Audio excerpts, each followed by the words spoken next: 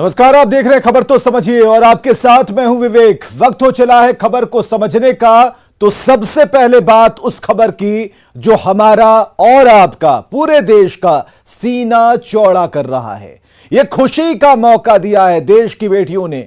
Birmingham Commonwealth games 2022 का आज 5वां दिन है और चौथा दिन भारत के लिए शानदार रहा। भारतीय महिला लॉन बॉल टीम ने दक्षिण अफ्रीका को 17-10 से हराकर राष्ट्रमंडल खेलों में ऐतिहासिक स्वर्ण पदक जीता है।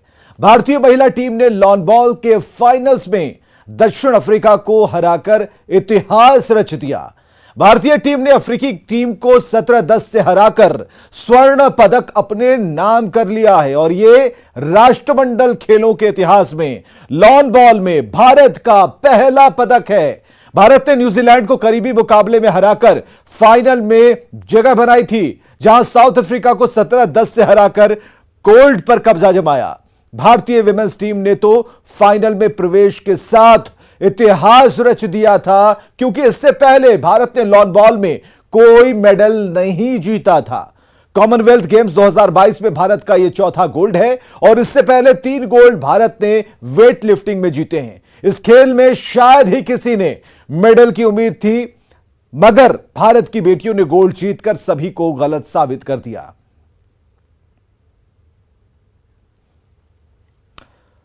चलिए अब समझिए कि लॉन बॉल ये गेम है क्या। ये गेम घास के मैदान में खेला जाता है। पहली लाइन यही है कि ये घास के मैदान में खेला जाता है। इस गेम में खिलाड़ी बॉल को रोल करते हैं। इस खेल में सिंगल्स या फिर टीम इवेंट होते हैं। सिंगल्स में 2 खिलाड़ी जो कि आमने सामने होते हैं, वहीं इस टीम इवेंट में 2, 3 या फिर 4 खिलाड़ियों की एक टीम बनाई जाती है जो दूसरी टीम से भिड़ती है। सबसे पहले टॉस होता है, फिर टॉस जीतने वाले खिलाड़ी या फिर टीम को जैक बॉल को रोल करने का मौका मिलता है। जैक बॉल को आप टारगेट कह सकते हैं। जब टॉस जीतने वाले खिलाड़ी या फिर टीम मेंबर इसे घास के मैदान के एक एंड से दूसरे एंड पर रोल करते हैं, तो ये जहां रुक जाता है वही खिलाड़ियों का टारगेट बन जाता है। यानी कि खिलाड़ियों को अब इसी टारगेट के सबसे करीब अपनी बॉल्स रोल करके पहुंचाना होता है। सिंगल्स हो या टीम इवेंट, खिलाड़ी एक एक करके अपनी थ्रोइंग बॉल को जैक बॉल के पास पहुंचाने की कोशिश करते हैं। थ्रोइंग बॉल जितनी ज्यादा जैक बॉल के करीब पहुंचती है, उतने ज्यादा पॉइंट्स मिलते हैं। सिंगल्स और टीम इवेंट में हर खिलाड़ी को हर एंड से बॉल थ्रो करने के बराबर मौके मिलते हैं। जो ज्यादा स्कोर करता है उसे विजेता घोषित किया जाता है। ओलंपिक में यह खेल आज तक शामिल नहीं किया गया है। भारत में भी यह खेल कई दशकों से खेला जा रहा है, लेकिन 2010 से इस खेल को ज्यादा तवज्जो मिलने लगी। बढ़ते हैं आगे। लॉन बॉल में भारतीय टीम की जीत पर प्रधानमंत्री नरेंद्र मोदी ने खिलाड़ियों को बधाई देते हुए ट्वीट किया है। बर्मिंघम में ऐतिहासिक जीत। लवली चौबे, पिंकी सिंह, नयन मोनी सैकिया और रूपा रानी तिर्की पर लॉन बॉल में प्रतिष्ठित गोल्ड लाने के लिए भारत को गर्व है। टीम ने बड़ी निपुणता का प्रदर्शन किया है और उनकी सफलता कई भारतीयों को लॉन बॉल की ओर प्रेरित करेगी।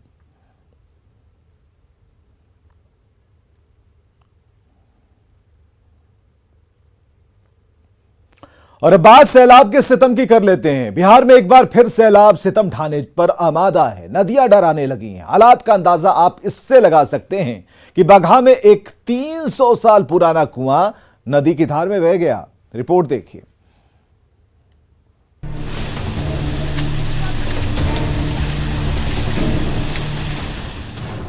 और 3 सेकंड में बह गया 300 साल का कुआं। बगहा में 300 साल पुराना कुआं नदी की धार में ऐसे बह गया जैसे कोई डब्बा।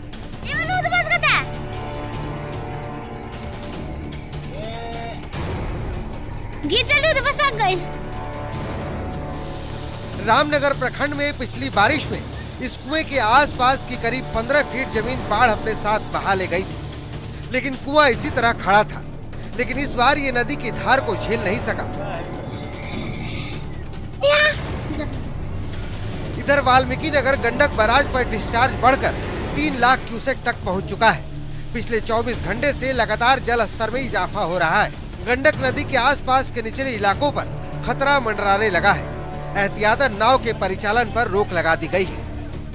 गंडक बराज के सभी 36 फाटकों को खोल दिया गया है। आप तस्वीरें देख रहे हैं कि वाल्मीकि नगर गंडक बराज के डाउन स्ट्रीम की तस्वीरें दिखा रहे हैं, जहां से निकलकर गंडक नदी आगे बढ़ती है। और फिलहाल गंडक नदी का डिस्चार्ज है 3,14,000 क्यूसेक है। और सामने का जो आप पहाड़ देख पा रहे हैं वो नेपाल का तराई इलाका है। और इन इलाकों में लगातार बादल छाए हुए हैं और उन इलाकों में लगातार बारिश हो रही है। और ज्यों-ज्यों नेपाल में बारिश हो रही है उसी का असर है कि नारायणी नदी के जलस्तर में वृद्धि हो रही है। और नारायणी नदी के जलस्तर में वृद्धि के कारण गंडक नदी के जलस्तर में भी वृद्धि दर्ज की गई। वाल्मीकि नगर गंडक बराज के सभी 36 फाटकों को खोल दिया गया है। गंडक किनारे रहने वाले चकदहवा, झंडू टोला, कांटी टोला सहित दर्जनों गांवों में गंडक नदी का पानी धीरे धीरे घुस रहा है। जिला प्रशासन की ओर से निचले इलाकों में बसे गांवों से लोगों को सुरक्षित स्थानों पर पहुंचाने का निर्देश दे दिया गया है। बगहा से न्यूज 18 के लिए मुन्ना राज की रिपोर्ट। अब आप समझिए कि नदियों का जलस्तर बढ़ रहा है तो सरकार कितनी तैयार है। जल संसाधन विभाग के अधिकारी और इंजीनियर अलर्ट हैं। त्वरित कार्रवाई के लिए हर किलोमीटर पर एक स्थानीय प्रहरी की तैनाती की गई है। संवेदनशील स्थलों को चिन्हित किया गया है। बाढ़ सुरक्षात्मक सामानों का भंडारण किया गया है। मुख्यालय स्तर पर पल पल का अपडेट लिया जा रहा है।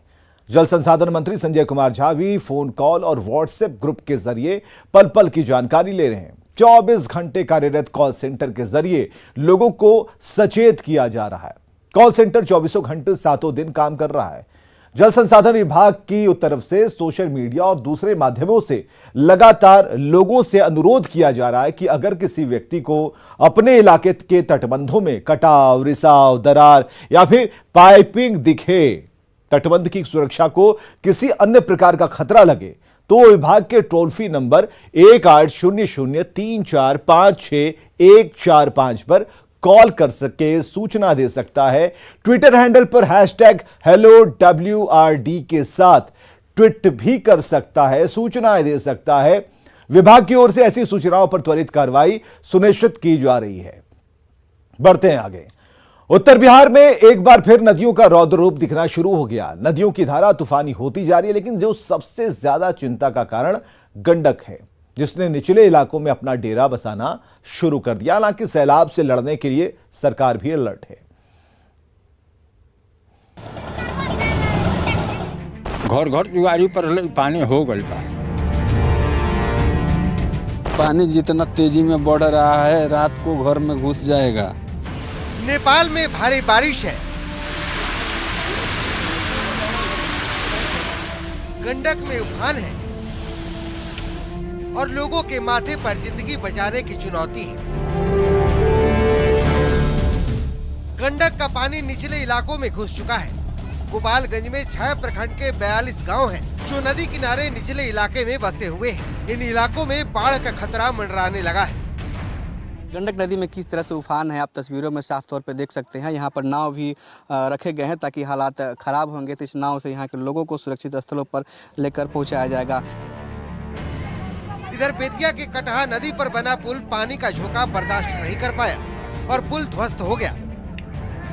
तस्वीरों में आप देख सकते हैं कि कैसे पुल ध्वस्त हो चुका है। पुल टूटने से 6 गांवों का संपर्क टूट चुका है। कटहा ही नहीं, कोसी, कमला बलान, बागमती, महानंदा सभी खतरे के निशान से ऊपर बह रही हैं। लेकिन सबसे ज्यादा चिंता गंडक को लेकर है। हालांकि जल संसाधन विभाग के इंजीनियर अलर्ट मोड में है। पल पल की निगरानी रखी जा रही है। बाढ़ में तो गंडक थोड़ा चिंता का विषय है। आज 1 बजे तक का जो रिपोर्ट है कि 1 बजे में गंडक 2,97,000 क्यूसेक, लगभग 3 लाख क्यूसेक पानी गंडक में आया है, जो वाल्मीकि नगर से जो गंडक बराज में है। जाहिर है बाढ़ की आहट है तो सिस्टम भी अलर्ट मोड में है। जल संसाधन विभाग 24 घंटे पानी की निगहबानी कर रहा है। पटना से न्यूज 18 के लिए शैलेंद्र कुमार और गोपालगंज से गोविंद कुमार की रिपोर्ट। अब आप समझिए कि नेपाल का पानी, बारिश वाला पानी बिहार में तबाही कैसे मचा रहा है। बिहार में इस समय बाढ़ की आहट है। कई इलाके ऐसे हैं जहां पानी का प्रवेश हो चुका है, पानी घुस चुका है। बिहार की नदियां, खासकर गंडक, तब प्रचंड रूप धारण करती है जब नेपाल नदियों पर बने बांधों के दरवाजों को खोल देता है। गंडक नदी तिब्बत के धौलागिरी से शुरू होती है, फिर नेपाल के त्रिवेणी कस्बे के जरिए बिहार में प्रवेश करती है। इस नदी में बाढ़ आती है तो पश्चिम चंपारण, मुजफ्फरपुर, गोपालगंज, सिवान, सारण और वैशाली जिले के कई इलाकों में पानी भर जाता है। चलिए बात की जाए शराब कांड की। छपरा के पानापुर में उस वक्त कोहराम मच गया जब गांव में 2 लोगों की मौत हो गई। मौत की वजह शराब बताई जा रही है। सवाल है, अगर शराब से मौत हुई है तो गांव में शराब कहां से पहुंची? हालांकि प्रशासन ने अभी तक इस मामले में कुछ नहीं कहा। शराब से मौत की बातें सिर्फ परिजन कह रहे हैं। क्या बिहार में एक और शराब कांड?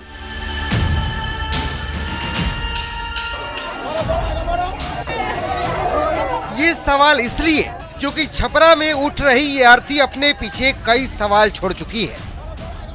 क्योंकि मौत के पीछे उस जहरीली घूंट यानी शराब को वजह बताया जा रहा है जो बिहार में पूरी तरह से प्रतिबंधित है।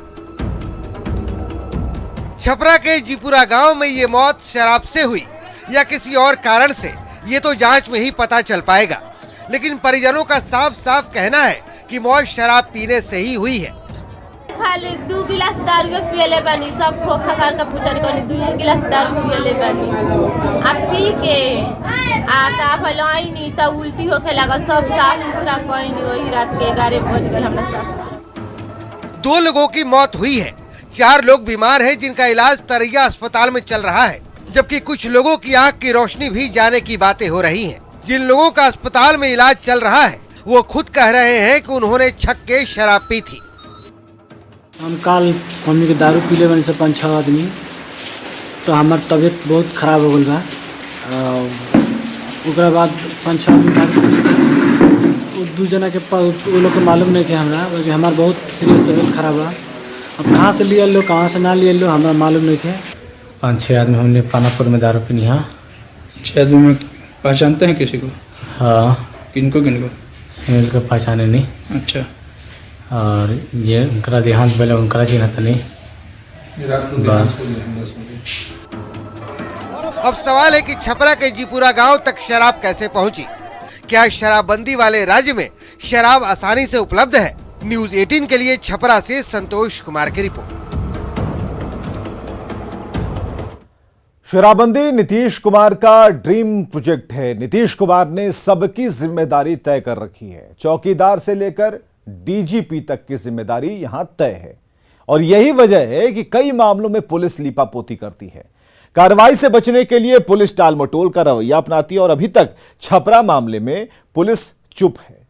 पुलिस की तरफ से कोई भी ठोस बयान नहीं आया। सवाल यहां यह है कि छपरा के गांव में शराब पहुंची कैसे? क्या शराब गांव गांव में उपलब्ध है? शराबबंदी वाले बिहार में अगर शराब से मौत होती है तो जिम्मेदारी पुलिस की नहीं है तो किसकी है? चलिए अब बात एक ऐसे बदले की जो 21 सालों बाद पूरा हुआ। अमेरिका में 11 सितंबर को हुए आतंकी हमले ने न सिर्फ पूरी दुनिया को झकझोर कर रख दिया बल्कि इसने आतंकवाद को लेकर नजरिया भी पूरी तरह से बदल कर रख दिया। लेकिन आज अमेरिका ने अपना बदला पूरा कर लिया। देखिए रिपोर्ट।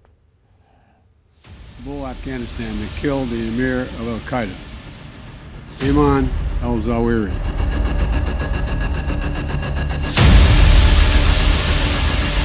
इक्कीस सालों बाद अमेरिका ने अपना बदला पूरा कर लिया। अल-कायदा का सरगना अयमान अल-जवाहिरी अमेरिकी ड्रोन हमले में मारा गया। यही वो मकान है जिसमें जवाहिरी मारा गया। इस मकान के बालकनी में टहलने के लिए जैसे ही जवाहिरी बाहर निकला, उस पर रिपर ड्रोन से 2 हिल फायर मिसाइलें दागी गईं। हमला अफगानिस्तान के समय अनुसार रविवार सुबह 6:18 पर किया गया। अमेरिकी एजेंसियां पिछले 6 महीने से लगातार जवाहिरी का पीछा कर रही थी। इस कार्रवाई पर अमेरिका ने कहा है कि 9/11 हमले का बदला ले लिया गया है। दरअसल 11 सितंबर 2001 को 19 आतंकियों ने 4 कमर्शियल प्लेन हाईजैक कर अमेरिका के वर्ल्ड ट्रेड सेंटर पर हमला किया था। इस अटैक में 93 देशों के 2977 लोग मारे गए थे। इस हमले में Osama bin Laden, al Zawahiri समेत अलकायदा के कई आतंकियों को अमेरिकी जांच एजेंसी ने आरोपी बनाया था। पहले ओबामा और अब जवाहिरी को मौत की नींद सुलाकर अमेरिका ने अपना 21 साल पुराना बदला ले लिया। Bureau report, news 18 network. समझिए कि जिस हथियार से जवाहिरी को निशाना बनाया गया वो हथियार कितना खतरनाक है। R9X मिसाइल को निंजा मिसाइल भी कहते हैं। अमेरिकी मिलिट्री का सबसे घातक हथियार। यह मिसाइल इतना सटीक हमला करता है कि सिर्फ टारगेट ढेर होता है, आसपास किसी को भी जरा भी कोई नुकसान नहीं होता। इस मिसाइल में लगे हुए ब्लेड्स इसे और भी खतरनाक बना देते हैं। यह मिसाइल इतनी तेज है कि बिल्डिंग्स, कार की छत और यहां तक कि किसी इंसान की खोपड़ी भी सेकंड में चीर देती है। इस मिसाइल के आगे की तरफ 45 किलोग्राम के वजन का लोहा लगा होता है। इसके बाद 6 ब्लेड्स को इस तरह से फिट किया जाता है कि टारगेट पल भर में तबाह हो जाए। बताया जाता है कि इस खतरनाक हथियार को पूर्व अमेरिकी राष्ट्रपति बराक ओबामा के कार्यकाल में साल 2011 में डेवलप किया गया था। दरअसल ओबामा प्रशासन उस समय इस बात को लेकर चिंतित थे कि ड्रोन हमले में आसपास के मासूम नागरिकों की जान चली जाती है, जिसके बाद इस तरह की मिसाइल को बनाने का प्लान किया गया। आगे बढ़ते हैं और अब बात भोजपुरी की करते हैं। भोजपुरी को भाषा का दर्जा दिलाने के लिए आज संसद में आवाज खड़ा किया गया। यह आवाज किसी ने नहीं बल्कि आजमगढ़ से बीजेपी के सांसद दिनेश लाल निरहुआ ने उठाया और पहली बार लोकसभा में बोलते हुए निरहुआ ने भोजपुरी भाषा को संवैधानिक दर्जा दिए जाने का मामला उठाया। दाल भात का पसंद, लिट्टी चोखा से प्यार, तू तो कहे संडे मंडे हम कहीं एतवार। हार ना पसंद चीज भरल हमार खून में, खून से बिहारी बहे सांस में बिहार, खून से बिहारी बहे सांस में बिहार। ये है ठेठ भोजपुरी में रैप, जिसे काफी पसंद किया जा रहा है। तोड़ गलिए पे बेटा हम अपन छापी आया नहीं यहाँ पे मैं रिश्ते बनाने, नहीं रिश्तेदारों के संग में रिश्ते निभाने। भोजपुरी को हक दिलाने के लिए मंगलवार को सदन में भी आवाज गूंजी और वो आवाज थी जाने माने भोजपुरी कलाकार और आजमगढ़ से बीजेपी के सांसद दिनेश लाल निरहुआ की, जिन्होंने पहली बार लोकसभा में बोलते हुए भोजपुरी भाषा को संवैधानिक दर्जा दिए जाने का मामला उठाया। 16 देशों में बोली जाने वाली भाषा, जिसकी जड़ें लगभग 1000 साल पुरानी है, जिसको भारत से बाहर कई देश स्वीकार कर चुके हैं, जिसको यूनेस्को सम्मान दे रहा है, क्या इस भाषा को अपने देश में संवैधानिक दर्जा का हक नहीं है अध्यक्ष जी? जाहिर है भोजपुरी भारत समेत 16 देशों में बोली जाती है। संविधान की 8वीं अनुसूची में शामिल करने के लिए 18 बार इसको लेकर प्राइवेट मेंबर बिल आ चुका है। Bureau report, news 18 network. कहा जाता है कि भाषा लालू यादव के वकील की ओर से दिए गए आवेदन पर सुनवाई के बाद कोर्ट ने आरजेडी अध्यक्ष लालू प्रसाद को उनके पासपोर्ट को रिन्यू करने की अनुमति दे दी और ऐसे में अब लालू प्रसाद जल्द ही अपना इलाज कराने के लिए विदेश जा सकते हैं। लालू प्रसाद पर सीबीआई कोर्ट का फैसला, इलाज के लिए सिंगापुर जा सकते हैं लालू। कोर्ट ने दी पासपोर्ट रिन्यू कराने की इजाजत। आरजेडी अध्यक्ष लालू प्रसाद यादव अब सिंगापुर जाकर अपना किडनी ट्रांसप्लांट करा सकते हैं। किडनी, शुगर और बीपी सहित कुल 16 बीमारियों से जूझ रहे लालू प्रसाद बीते साल भर से सिंगापुर के डॉक्टरों के संपर्क में हैं। पिछले साल नवंबर महीने से ही उन्हें सिंगापुर ले जाने की बातें चल रही हैं। बीते 14 जून को रांची की सीबीआई कोर्ट ने उन्हें इलाज के लिए विदेश ले जाने की अनुमति भी दे दी थी और अब पटना कोर्ट ने लालू का पासपोर्ट रिन्यू कराने की अनुमति भी दे दी, जिससे लालू के सिंगापुर जाने का रास्ता साफ हो गया। चारा घोटाले के कुल 5 मामलों में सजायाफ्ता लालू प्रसाद फिलहाल जमानत पर हैं। पिछले महीने पटना के घर में सीढ़ियों से गिर जाने के बाद उनकी तबीयत काफी बिगड़ गई थी, जिसके बाद उन्हें एयर एम्बुलेंस से पटना से दिल्ली ले जाकर एम्स में भर्ती कराया गया था, जहां हालात में सुधार के बाद वो फिलहाल दिल्ली में ही अपनी बेटी मीसा भारती के यहाँ स्वास्थ्य लाभ ले रहे हैं।